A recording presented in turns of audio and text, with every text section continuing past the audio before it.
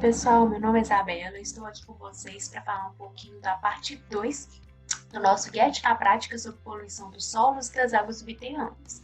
Bom, então como eu havia dito anteriormente, né, vai ser dividido em 4 partes esse Get na Prática. Hoje a gente já está na parte 2, então se você não assistiu a parte 1, corre lá no YouTube ou no Instagram para vocês assistirem, para vocês entenderem uma introdução sobre o tema, para vocês poderem assistir essa parte 2 melhor, né? E aí se ligue também nas redes sociais para vocês não perderem a da semana que vem. Então, vamos lá? A gente vai começar, então, né, essa parte 2 com o tema de aquíferos e a lei de Darcy. Então, a gente pode começar, né, introduzindo aí o que são os aquíferos, né? Os aquíferos, eles são camadas ou formações geológicas que vão permitir a circulação de água e o armazenamento dela em seus poros ou em suas fissuras. Então, a gente tem aqui uma camada, por exemplo, de sol, que não está saturada, né? Ela tem aí os espaços vazios, né, entre os seus poros, as suas fissuras, e as camadas abaixo aí vão estar 100% ocupadas aí com água, ou seja, elas vão estar, né, saturadas de água, formando aí então os aquíferos. Bom, como tem representado aqui nessa imagem, né, nessa parte aí não saturada a gente tem espaços vazios e aqui espaços todos preenchidos. E aqui, ó, só um detalhe, a gente está falando de regiões onde há uma boa porosidade e uma boa permeabilidade. Por quê? Por causa da classificação que a gente tem de permeabilidade. Ou seja, os aquíferos, né, a gente só tem formação de aquíferos em locais onde tem boa permeabilidade e boa porosidade. Em locais onde são impermeáveis, apesar de ter boa porosidade, a gente não forma os aquíferos, a gente forma os chamados aquicúdeos ou aquitardos. Em locais que são pouco porosos e impermeáveis, a gente forma os aquifluos. Então, os aquíferos, só lembrando, é sempre em regiões muito permeáveis e muito porosas, então boa porosidade e boa permeabilidade. A segunda classificação que a gente pode ter quanto aos aquíferos é quanto à porosidade. Ele pode ser classificado como um aquífero poroso, onde há esses poros, né, esses espaçozinhos aqui que vão estar saturados, né, no caso dos aquíferos.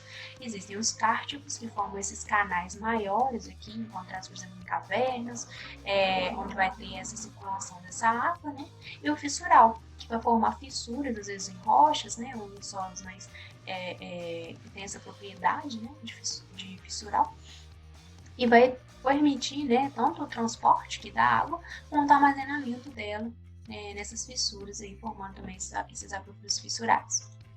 A outra classificação que a gente tem é quanto à pressão. Existem os aquíferos que a gente chama de aquíferos livres, que são aqueles que estão livres, né? Eles não têm nenhum confinamento aqui, né? Como, por exemplo, esse e esse outro aqui. E os aquíferos confinados, que são esses que estão abaixo de uma camada confinante aqui, por exemplo, pode ser uma rocha impermeável, que vai fazer com que esses aquíferos, eles tenham essa denominação, né? Diferente dos aquíferos livres. Bom, além disso, a gente pode classificar também as reservas como reservas renováveis e permanentes. A soma da reserva, né, renovável com a reserva permanente vai formar a nossa reserva total. E uma partezinha dela, uma porcentagem, né, a gente chama de reserva explotável, que é aquela que a gente pode explorar de forma sustentável, a fim, né, de estar sempre utilizando e não prejudicar ali, né, a região e não secar, por exemplo, aquele aquífero, né, extingui-lo, por exemplo. Bom, também a gente pode falar um pouquinho sobre a porosidade dos aquíferos. A porosidade, representada por esse Mzinho aqui, ela nada mais é do que o volume de poros pelo volume total de espaços. E existe também a porosidade efetiva, que é esse Nzinho aqui, de efetivo, que nada mais é do que os volumes de poros efetivos dividido pelo volume total. E essa porosidade, ela normalmente está entre 1 e 40%. Além disso, a gente pode classificar nossos poros, né, como os poros interconectados, os semi-fechados e ainda os fechados. Mas para a gente, o que nos importa mesmo são os poros interconectados, porque eles vão estar conectados entre si, formando aí um caminho por onde a água pode percorrer, né, formando realmente os aquíferos. Como eu disse lá no início, ele tem que promover tanto o armazenamento, mas também o transporte de água. Bom, com relação ao movimento, então, como é que ocorre esse movimento, né, dentro desses aquíferos, dessa água subterrânea? A gente tem uma imagem representativa aqui, por exemplo, o movimento de um ponto 1 até o ponto 2. As alturas estão aqui, representadas pelos Zs, né? A gente tem a nossa área também, a gente tem a distância, né, entre um ponto e o outro o nosso Lzinho, e também a gente tem a nossa carga hidráulica aqui, né, que é o Hzinho aqui e Hzinho 2. Pronto. Então, como é que a gente calcula, né? Para nossa fórmula aqui da vazão, a gente precisa de saber esse ΔH. E o que seria esse ΔH? ΔH nada mais é do que a diferença do H1 para o H2, que nada mais é do que a distância, né? O Hzinho ele vai ser essa altura aqui, mais a pressão dividida, né, pelo peso específico da água. A gente de água, a gente está, né, calculando o transporte de água. Então, o peso específico, né, nada mais é do que a gravidade vezes a densidade, né, da água. E aí, com isso, a gente pode calcular, né, os Hzinhos e aí jogar aqui nessa fórmula, que nada mais é do que a vazão, ela vai ser um K, que é uma constante que vai depender do material que está aqui. Então, depende se aqui vai ser um arenito, né, enfim. Vezes a área, que é a área que a gente está calculando, está trabalhando. Esse ΔH aqui, que a gente vai ter calculado anteriormente, dividido pela distância entre um ponto 1 até um ponto 2. Com isso a gente calcula qual que é a vazão que está percorrendo aqui nesse fluxo aqui, né, de água. Bom, além disso, a gente tem, né, algumas denominações também do movimento, né, como por exemplo, Qzinho, que dá a velocidade de Darcy, que nada mais é do que a vazão por área, o Vzinho, que é a velocidade real, que também é a vazão dividida pela velocidade efetiva, e a transmissividade, vai ser a constante vezes a largura. Bom, a gente tem aqui também outras formas complementares, né? E aí o coeficiente de armazenamento. Para aquíferos livres, a gente tem o coeficiente de armazenamento próximo à velocidade efetiva, que vai estar entre próximo de 0,01 a 0,4, mais especificamente entre 0,05 e 0,3. Enquanto para os confinados, a gente tem duas partes que vão compor esse coeficiente de armazenamento.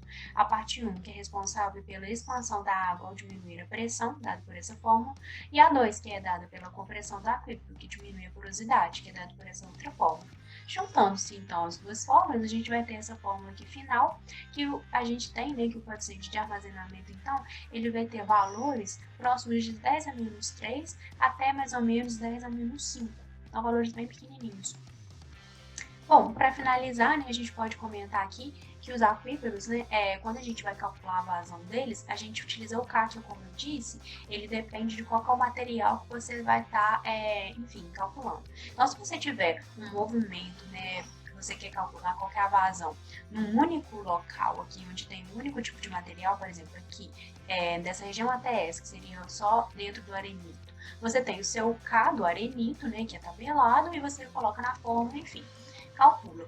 Porém, se você tem um movimento, por exemplo, vertical, que vai trespassar um local com mais de um tipo de solo aqui, por exemplo, nesse caso aqui dessa setinha, você vai estar passando por um arenito, por um argilito, ou às vezes um arenito de novo, enfim, várias camadas, a gente pode calcular um K equivalente para a gente colocar naquela fórmula que eu disse anteriormente.